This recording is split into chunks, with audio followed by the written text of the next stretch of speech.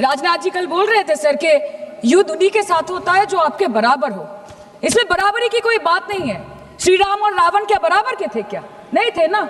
धर्म पे अधर्म की बात होती है, न्याय पे अन्याय की बात होती है, ऐसे नहीं होता सर। वो कल बोल रहे थे कि आप छोटी छोटी चीजों को नजरअंदाज कीजिए, रिजल्ट क्या है वो देखिए। पेंसिल टूटा कि नहीं, परीक्षा हॉल में लेट पहुंचे कि नहीं, ये सब इंपॉर्टेंट नहीं है। अरे सर, यहाँ पे तो चाचा चौधरी ने पेपर लीक कर दिया ना, तो अभी आप फर्स्ट आए या लास्ट आए उससे क्या फर्क पड़ता है? तो बच्चे का स्कूल चल रहा है क्या? सर हम भी सोचते हैं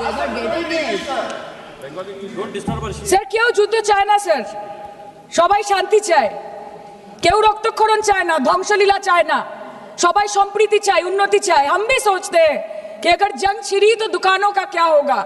हम भी सोचते हैं कि अगर जंग छिड़ी तो दुकानों का क्या होगा, बंदूकें तो बिक जाएंगी, गुलदस्तों का क्या होगा। हम भी सोचते हैं, but wasn't this the right time and the right opportunity to give Pakistan a befitting reply and let them know कि वज़ीर-ए-आज़म आपके झंडे पे चांद है और हमारा झंडा चांद पे है। To let Pakistan know कि आप 1 किलो आटे के लिए आपस में लड़ते हैं और हम हर दिन गुरुद्वारे में पूरी और हलवा बांटा करते हैं। फर्क है ना सर? पर जवाब नहीं दे पाए। Despite being at an advantage, we surrender to external interference in the internal matter of this country. Yes, sir, Jammu and Kashmir is the internal matter of India. ঠিক যখন একটার পর একটা জঙ্গি ঘাঁটি ধ্বংস হচ্ছে, দেশের মানুষের উচ্ছ্বাস উদ্দীপনা বাড়ছে, ঠিক সেই সময় মার্কিন রাষ্ট্রপতি ডোনাল্ড ট্রাম্পের সামাজিক মাধ্যমের বার্তা থেকে ভারতবাসী জানতে পারলো যে অপারেশন সিঁদুর স্থগিত হয়ে গেছে, যে আমেরিকার হস্তক্ষেপে ভারত যুদ্ধ শুরু হওয়ার 3 দিনের মাথায় যুদ্ধ বিরতি ঘোষণা করে দিয়েছে। যেখানে 9 তারিখ আমেরিকার উপরাষ্ট্রপতি জেডি ভান্স বলছেন যে it's fundamentally none of our business. সেখানে 10ই মে মার্কিন রাষ্ট্রপতি বলছেন, after a long night of Tux mediated by the United States, I am pleased to announce that India and Pakistan have agreed to a full and immediate ceasefire. Congratulations to both countries on using common sense and great intelligence. 11ই মে তিনি দাবি করছেন, I'll work with you both to see if after 1000 years a solution can be arrived at concerning Kashmir. 12ই মে তিনি দাবি করছেন, my administration helped broker a full and immediate ceasefire, I think a permanent one, between Pakistan and India. 13ই মে তিনি দাবি করছেন, I used trade to a large extent to do it. And I said, fellows, come on, let's make a deal. Let's do some trading. Sir, ভাষা দেখিয়ে ইনকি। 10ই মে প্রথমবার এই দাবি থেকে শুরু করে গতকাল অবধি স্যার 28 बार अमेरिका के प्रेसिडेंट ने एक ही मैसेज दिया पूरे दुनिया को कि ट्रंप ने वॉर रुकवा दी पापा, कि ट्रंप ने वॉर रुकवा दी। शर्म करो। होम मिनिस्टर बोल रहे थे ना सर आज कि मानिक शाह जी ने बोला दैट भुट्टो मेड इंदिरा गांधी। पूरा देश बोल रहा है, पूरा विश्व बोल रहा है that Trump made Narendra Modi. यहाँ पर सभी लोग विपक्ष के इंटेलिजेंस फेलियर के बारे में बात कर रहे हैं, पूछ रहे थे कि आतंकवादी कैसे आए, कहां से आए, उस आतंकवादियों का क्या हुआ। आज आतंकवादियों का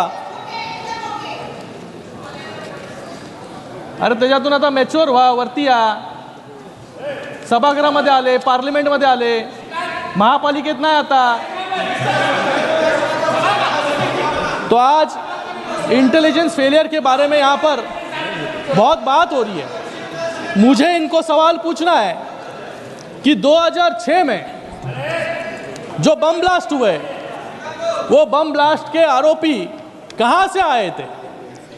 परसों ही मुंबई हाई कोर्ट ने 2006 में जो बम ब्लास्ट में इनकी जब सरकार थी, 2006 में जब इनकी केंद्र में भी सरकार थी, राज्य में भी सरकार थी, जहां पर 127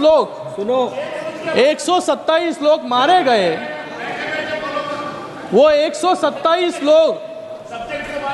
लोगों को जिसने मारा उसको मुंबई हाई कोर्ट ने बाइज्जत बरी कर दी। मतलब एक इन्वेस्टिगेशन भी इन लोग सीधे से कर नहीं पाए। इसका जिम्मेदार कौन है? और यहाँ पर ये उठकर पूछ रहे हैं कि पहलगाम में आतंकवादी कहाँ से आए, अरे आतंकवादी आए, उनका पता लगाया और आतंकवादियों को मार गिराने का काम भी आज किया। लेकिन 2006 में जो 127 लोग मारे गए, वो परिवार आज भी न्याय की गुहार लगा रहे हैं। उनको न्याय कौन देगा? उनको न्याय कब मिलेगा?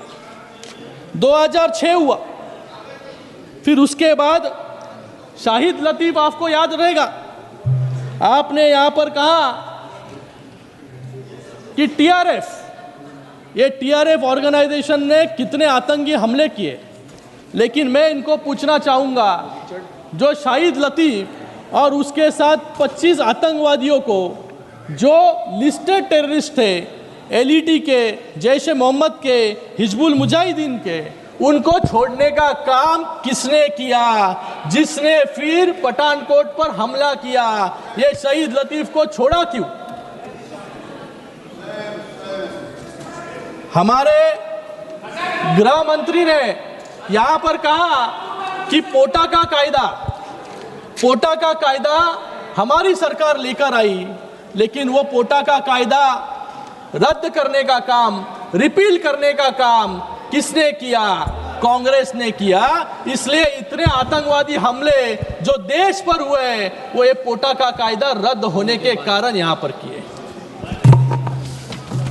यहां पर